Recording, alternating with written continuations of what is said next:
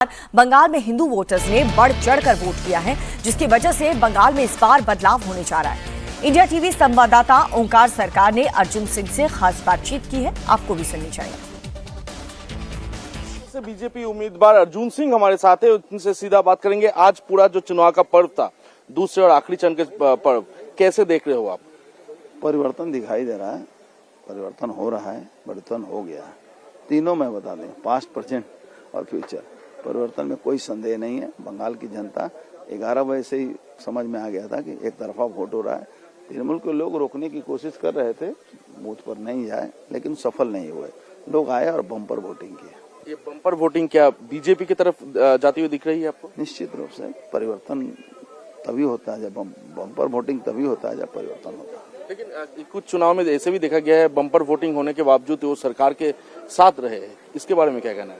नहीं, ऐसा कुछ होता नहीं है। अब बिहार के बाद यदि कहेंगे तो महाराष्ट्र की बात भी मैं कहूँ, 49% महाराष्ट्र में नॉर्मल वोट होता था। जब 67%, 70% वोट हुआ तो देखिए क्या हुआ। बंगाल का भी वही हाल है। अलग अलग जगह में अलग अलग थ्योरियाँ चलती हैं।